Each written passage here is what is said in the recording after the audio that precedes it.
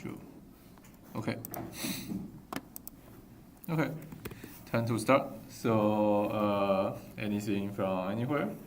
Well, this Friday we were talking about Laplace transform, but this week we are going to have our midterm 2, which is about all the Fourier transforms. So today we'll be having a review on all the Fourier series and the Fourier transforms. So this starts in chapter 3. Remember, the motivation for everything we do is we want to find the eigenfunctions for LTI system. And well, we found out, or we just say that e to the st or z to the n are eigenfunctions for LTI system for continuous time and discrete time respectively. So for any LTI system and any complex exponential for any s or z to the n for any z, they are always eigenfunctions, and you can check this by just plugging this complex exponential or this z to the n into your LTI system. You can do the convolution and then find out what you get is still this e to the st or z to the n, and they have some eigenvalue h of s or h of z, big H of s or big H of z. So this depends on s, and this h depends on your LTI system, and yeah, same as this big H. And we calculated how to calculate this big H from small h, but now we know that in fact this big H and small h form a Fourier transform pair. So here we jumped a little bit. So we say that this e to the s, this s can be any complex number, and this z can be any complex number. But for reasons we found out it's good to restrict our attention to purely imaginary s. So here we restrict s to j omega. And be spoiler that we have seen in chapter 9 that you can consider general s being complex. But for the scope of midterm 2, we'll restrict ourselves to s that are purely imaginary. And that will mean that this z will correspond to e to the j omega for some real omega, means imaginary j omega. Okay? So we restrict s to purely imaginary, then we found out that this big H and the impulse response small h, they form a Fourier transform pair. Okay? So you are really looking your system. So for this eigenvalue equation can be think of as you are viewing the system in different angle.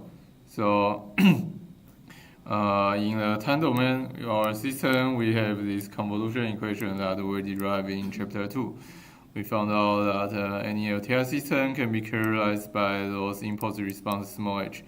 And your output y is just the convolution of your small h with your input x.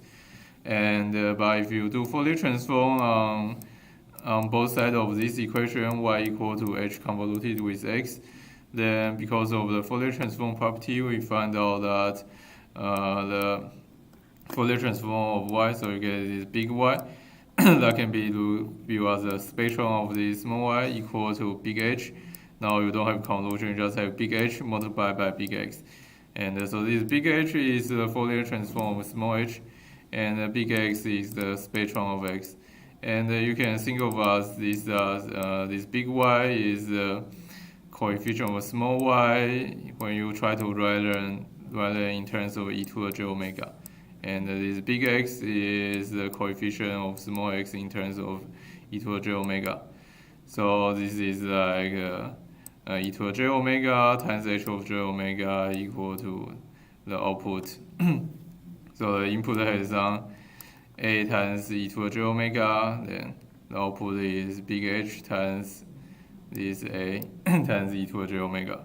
So this can be viewed as this eigenvalue equation also in a different sense, and same for discrete time. In the time domain, you have convolution, and then in the frequency domain, you have things multiplying each other. And yeah, so this is like a big thing about all the different or work in Fourier transform. Let us analyze the LTI system in these two different angles. You can view LTI systems in this frequency domain angle, where your input spectrum just get multiplied by this system function h. Okay, and then about the Fourier transforms or Fourier series, we have this table for all four of them. So we start in chapter 3 for this continuous sign in this one case. And so this part we actually is already done in midterm 1. But for completeness, we also include it here. So here for periodic signals, we think a periodic signal can be always written as is e to a j omega. So this is how we motivate restricting s to e to a j omega, because for periodic signal, we found out that they can always be written as this linear combination of harmonic complex exponentials. So this e to a jk omega naught, where this omega naught has a relation to your fundamental period of x. And then those AKs are the coefficient to this complex exponential, and they found out that you can find the AK in terms of this inner product between x and e to the minus jk omega. Or this is like an inner product between x and e to the plus jk omega. But anyway, you can do this integration, and you find AK, and you can transform back and forth between AK and x. And then you have discrete time here. Discrete periodic. So discrete time x, you also write it in terms of e to the jk omega. And and the AK, then you can write this. So instead of integration, you have a summation. And so this is safe dual. And in terms of continuous time, we have this duality between aperiodic x of t and aperiodic big X of j omega. So x of t, you know, instead of okay, so this is really small, I should do this. X of t instead of these AK coefficients. Now, because you are not periodic, you don't have some fixed harmonic frequency omega naught. So you just think x is a linear combination for every for every omega, and instead of summation, you have integration, and you have reverse Fourier transform. And finally, in chapter 5, we have the Fourier transform for discrete time function. So maybe let's go back. And finally, in chapter 5, we have the Fourier transform of discrete time function. And and we find out that if x is discrete time, then as usual, this big X should have a periodic period 2 pi. And it's dual to the chapter 3 thing, where this x of n is discrete, and this a sub k is discrete, and this x of e big X of e to a j omega is periodic with period 2 pi, and this small xt is periodic with period big T. And okay, so let's go to bigger part of this. Maybe see, I should have done this, but anyway, so let's look at those same equation in bigger font. Anyway, so we start with the continuous time Fourier series, and Fourier series is for periodic function. So we say x needs to be periodic with some period big T. And x can be written as this linear combination of e to a jk omega. And AK now we think as the coefficient to the case harmonics complex exponential. And we found out that you can calculate AK by doing this integral, where this integration is over 1 period. And you can transform back and forth between these. So this AK, we start with thinking about them as coefficient to this complex exponential, but as we see, we can also think this AK as some frequency domain expression for this x of t. But the x of t is periodic, so those AK only has value at discrete points. And for discrete time, we have similar things, so we want to write the x of n in terms of AK. but because it's discrete, so now AK is also periodic. With period, well, it's a bit confusing, but so if you count this in terms of n, then K is periodic in terms of n.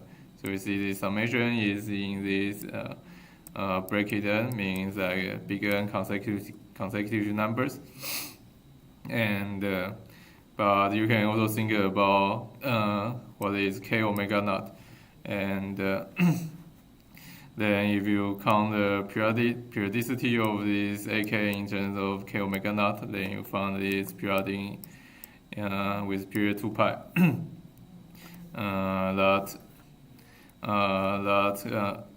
Excuse me. The 2 pi is same as orientation always, where if your x is discrete, then your frequency domain is periodic with period 2 pi. So if you have this big N times omega naught, you find that's 2 pi. Okay. And yeah, so that's a discrete time case. And you can see that these two equations has very high symmetry, so they have duality in each other. So x of n is periodic in big N, and a sub k is periodic in big N also. And also things we have already tested, but you have been tested a few times, is that you need to be careful about periodicity in discrete case. So discrete periodic, it means x of n equal to x of n plus big N. This big N must be an integer. So when you count the fundamental period for discrete time signals, you need to be careful. Where this big N need to be the smallest integer. Okay. And yeah. Once again, as we said, this K is periodic in big N, and the small n is also period. So this K is in one period of big N, and this small n is in one period of big N. Okay. And then we have continuous time. Okay, so it's just very clean here. So continuous time, we start with thinking is a generalization of the, maybe go back here, is a generalization of the discrete time Fourier series. That's when you have the period go to big T go to infinity, then your omega naught go to like very small. So instead of summing over K, you like just integrating over omega. And so here we actually have these two equations in reverse order than before. So this is like the synthesis equation. You write your x of t in terms of linear combination of e to the j omega. But this is linear combination because omega can be take continuous value, so you're just integrating all over them. And then you have the Fourier transform, so this is an analysis relation where you find your spectrum big X with this integration of your small x times e to the minus j omega t. And then finally we have the discrete time Fourier transform, where well obviously the x is discrete time, and yeah, and so the synthesis equation is a bit different, where you have this integration over one period of big X, so 2 pi, and the analysis relation now is summation.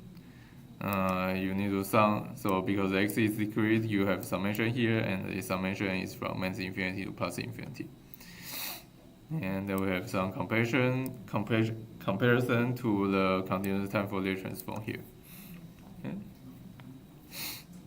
And yeah.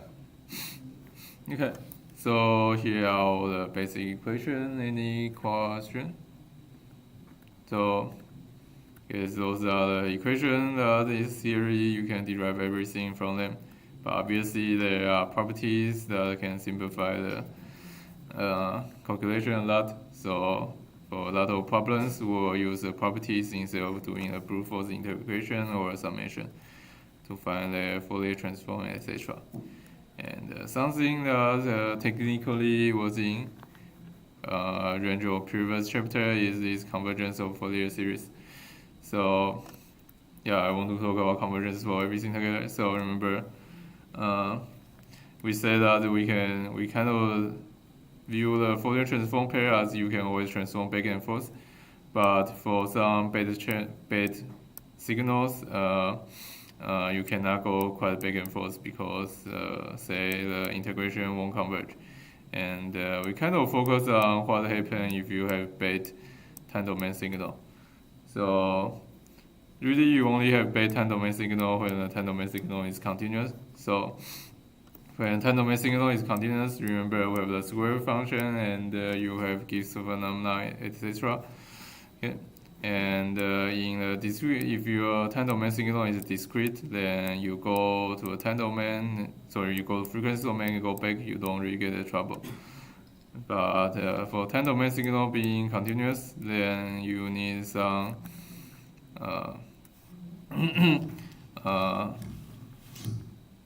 we need some convergence relation. But anyway, so we write down some, well, his continuously can give some number, and well, even with discrete time, sometimes the back and forth is not convergent. But usually we think those kind of conditions will make the Fourier transform back and forth converging. So one of them is square is absolutely integrable, and then also maybe you have the Dirichlet condition, so it's absolutely integrable, and also you don't have too many minimum, and you don't have too many discontinuity. Okay. So those are the convergence relationships. So this is written for the continuous time Fourier series, but we have seen that similar things we have similar thing also holds for the continuous time Fourier transform, and we will just skip that. So just remember, you also have the Dirichlet condition for the Fourier transform. Okay, and okay, so let's talk about property. So we spent quite a few time talking about this property. So these symmetry are pretty useful. You can use them to calculate some Fourier transform easier and do sanity check on your transform. And the first is even and odd of your signal, and even and odd is easy. So basically small x and the big X is the same property. So if small x is even, small x is even if only if big X is even, and small x is odd if only if big X is odd. So that's cool. And then we spend quite a few times saying what x of t is real. So if x of t is real, then big X, so we think about big X of minus j omega equal to big X of star. And if x of t is imaginary, then you have the negative sign here. Then you can try to pair this 2 by 2 condition together, then you see that the real x of t is real even if only big xt is real and even, and the small xt is real and odd, and big X is purely imaginary and even. Okay, and okay, so let's see. We have some pairing together. We have some decomposition of our signal here. So you can always think of your x of t as the even part plus odd part, and obviously big X is also even part and odd part. And from the first two relations, you see this even part will always transform, being a transform pair to an even part, and odd part will be a transform of the odd part. And then you can further divide your even part into the real of even part and the imaginary of even part, and and also odd part to the real part of odd and the imaginary part of odd. And then you can analyze with these four. Then you see that these two you can split into, because it's already even, then the real even should go to real even, and the imaginary even should go to imaginary even. And then the real odd should go to the imaginary odd, and the imaginary odd should go to real odd. Okay, so that's some pairing between the odd and even. You have probably done a lot of those in homework, and hopefully you can still do them in the test. Okay, question here. Okay, and then let's see through some properties of the Fourier transform pairs, and so they are very similar. So this is in table. This is so maybe let's go through one of them once and skip them, most of them. So we have 4 copies of those, and they are very similar. So maybe let's look at the first one. So obviously you have linearity and okay. So maybe we go through this more symmetric one. So obviously you have linearity, and then you do a time shift. Then give you this e to a minus j omega t naught in the frequency domain. The frequency shift, you get this e to a plus j omega t naught. And then time reversal, and so then the conjugation is just thing we see. So you do a conjugation, then big X get conjugate and inverse on your omega. So this is where we get what happens you need to when it's real. And time reversal, you get a frequency reversal. So this is why you get a same event out. And then we have this tangent frequency scaling. So you scale time by a, then you will need to scale frequency by 1 over a. And the time and frequency scaling is actually different for different transform. So let's see. Okay, so for example, for Fourier series, if you scale time by a and then your series coefficient actually doesn't change, you just change your period by t over alpha. And for the discrete time here, let's see. Yeah, for discrete time, then we need to do this funny thing. So we can only scale by, okay, but I believe in chapter 3 we didn't talk about this. So maybe let's do this chapter 5 thing, okay. So remember in chapter 5 we talk about this. And for the discrete time, because, well, obviously your function only take value in the discrete point. So it's hard to scale your time here. And the only kind of good thing we can do is we do this time expansion by a factor of k, where we kind of stretch out our function by a factor of k, and in the middle we just fill in zeros. And in that case, for the transform, we'll get HR factor k on your omega, because that's like dividing your n by k. So you multiply your omega by k. And in chapter 3, the corresponding thing is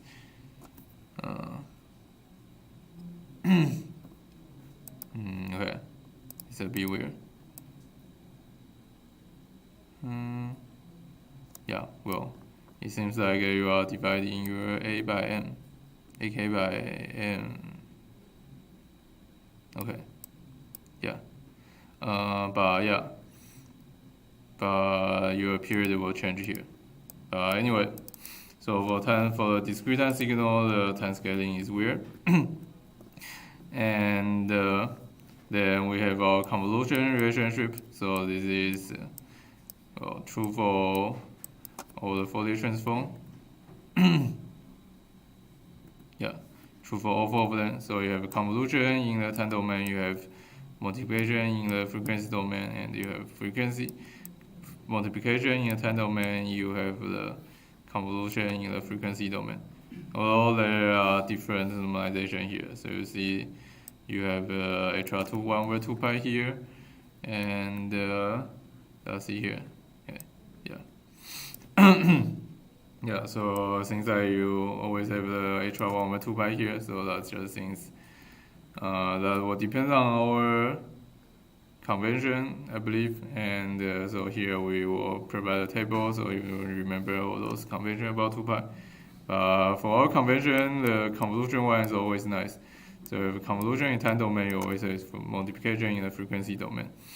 So convolution in time domain, multiplication in the frequency domain. And let's see, even for discrete time. Okay, so discrete time is not so good. For discrete time, we have convolution here, but it's a periodic convolution, so you convolute only a period n.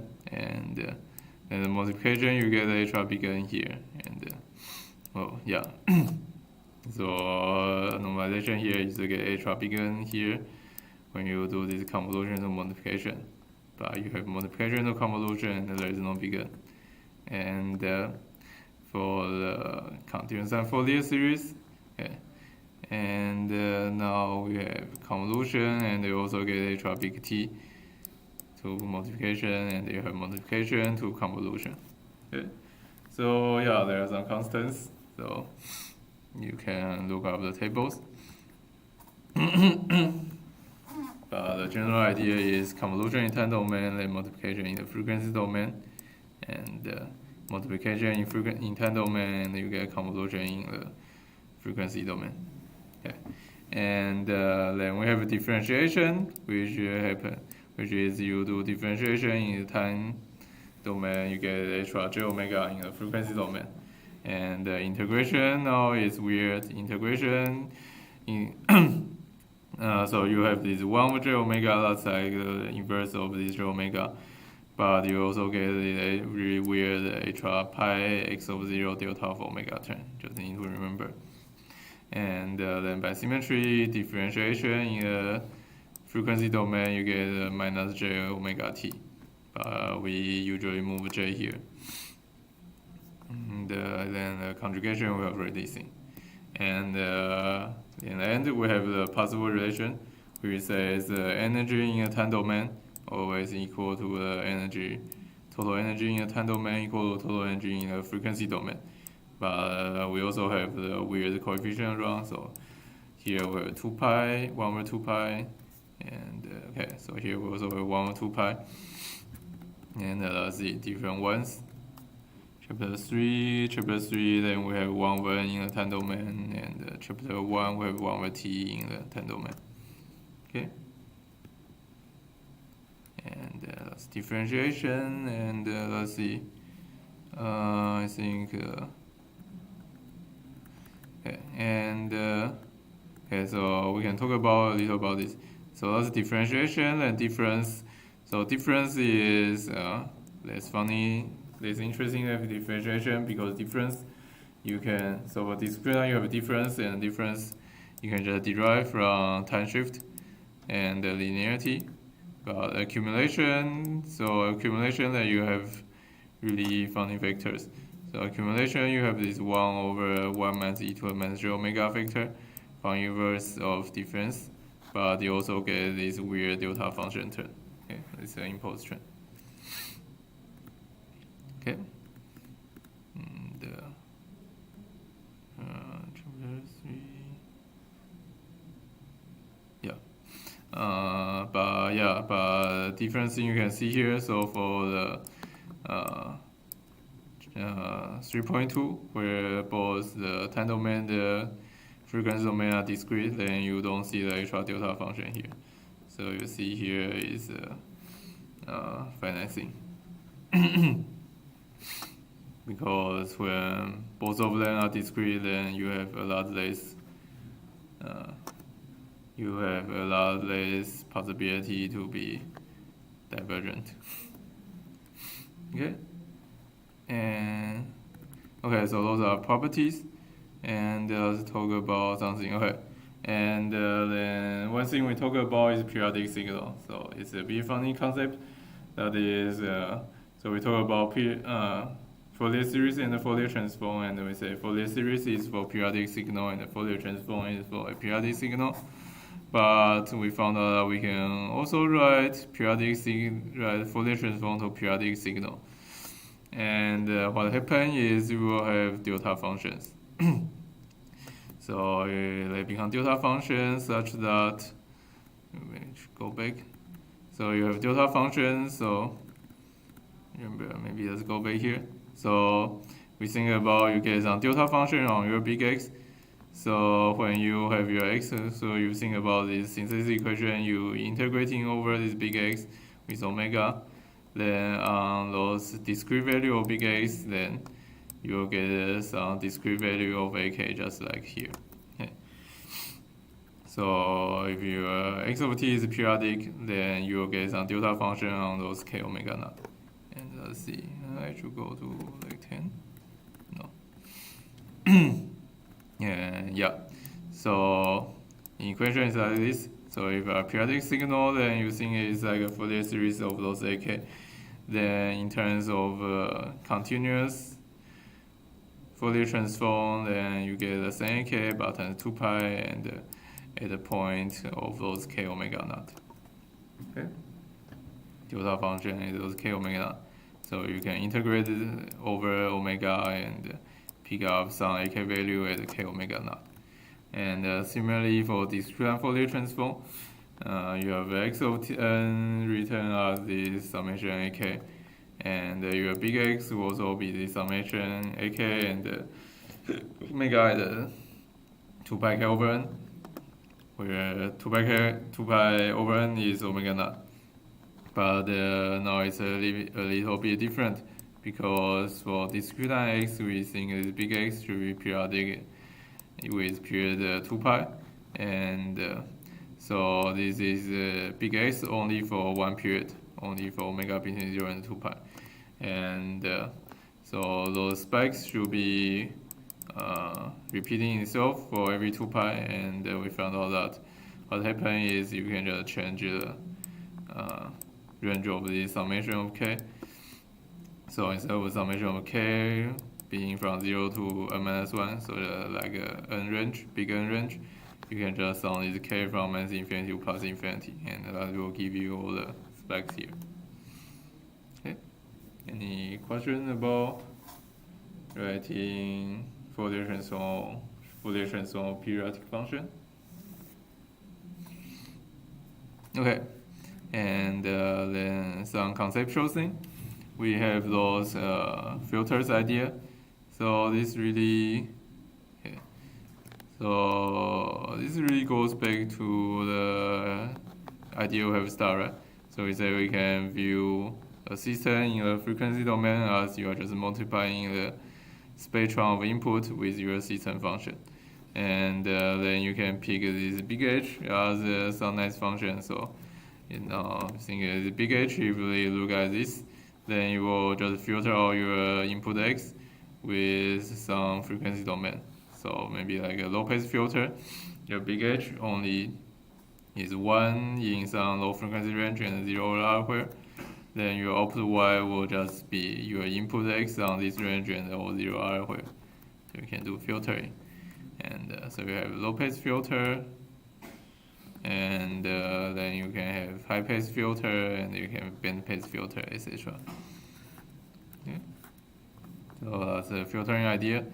And obviously, okay, so we do have a picture here, but obviously, so this is for continuous time signal, and for discrete time signal in a frequency domain, you need to be everything is periodic with period 2 pi, and then high frequency is around the omega around odd multiple of pi, so like pi, negative pi, plus minus 3 pi, etc. And the low frequency is around 0 and plus minus 2 pi and then plus minus 4 pi, etc.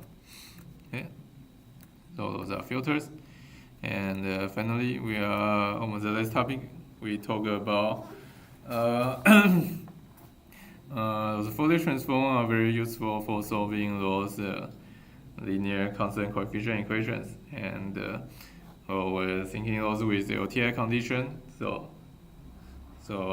Not LTI condition, initial risk condition. Solving those with initial risk condition, so they are LTI, which I didn't write here. Anyway, and so one way to solve those kind of equation is just apply Fourier transform on both sides. Then you have those equations. Then you apply Fourier transform, so all those differentiation just become j omega to the some power. So we kind of decouple those x and y with all those k. So just have summation something, so this is a whole bunch of things times big Y, then a whole bunch of bk thing times big X. And you move things around, and you can find the system function for this LTI system. And we know that big Y should equal to big H times big X. So big H is just big Y divided by big X. And then you move things around, you find out that should be this summation bk thing and summation ak thing divided by summation ak thing. then we find out this is a rational function in terms of j omega. Okay, and okay, sorry, auto power. Hello, and yeah, so this is a rational function in terms of j omega. Then we talk about how we can always break a rational function into those partial fraction form. Okay?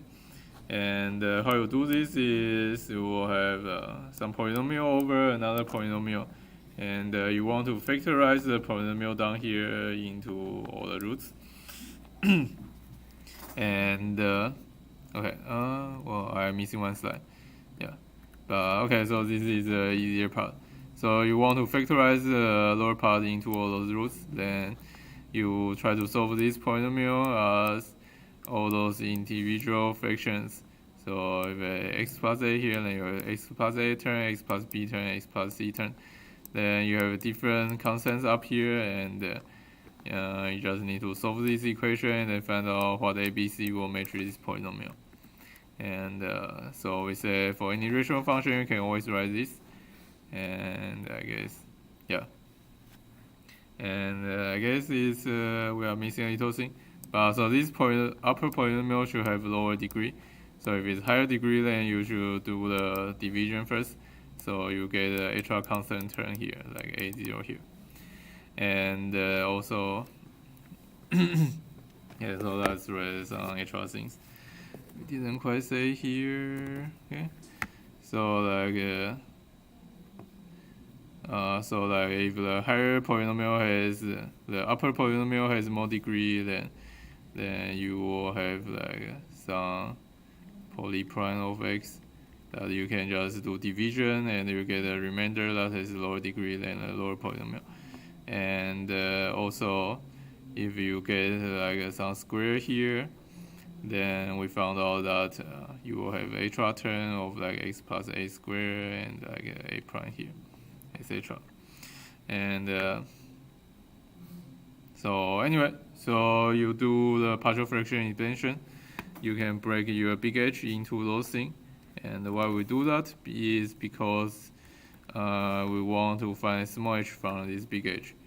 And we want to find small h from big H, then we do this partial fraction expansion, and we find out that all those terms those partial fraction terms, we already know their inverse Fourier transform. So we don't need to do integration, we can just look at the table here and find the small h, corresponding small h.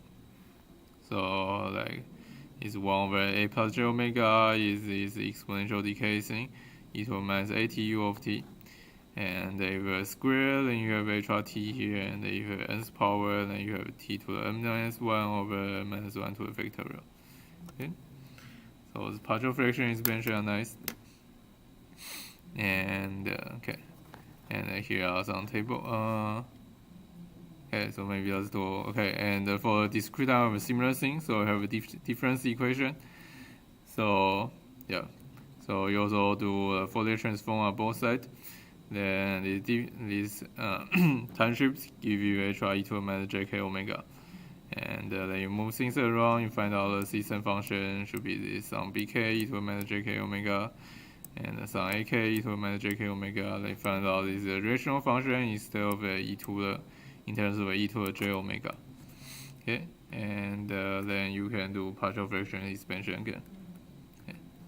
Okay, then here, and well, it's a little more complicated. So because instead of rational, so here we had a rational function in terms of just j omega, then you have e to the j omega here. So it's a little more complicated, but we also have a table here.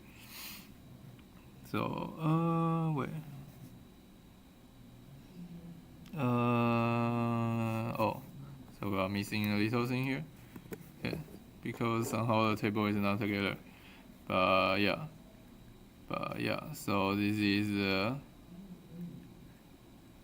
1 minus a e to the minus j omega thing, and you do inverse Fourier transform. You get a to the n u of n. And then you have more power, then you have the formula here. Okay. and then we're almost done. Then finally, once again, we have this note that you have this current Fourier transform, then its big X is periodic with period 2 pi. And then we have those two tables, and so those are some good Fourier transform pair that are useful.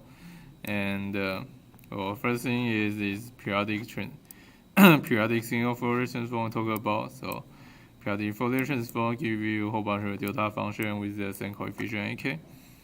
And then here are some periodic things. And then we have the square wave signal. We quite like them. So we have periodic square. So I guess they are periodic and non-periodic. So let's look at a non-periodic one. It's look nicer. Wait. Yeah.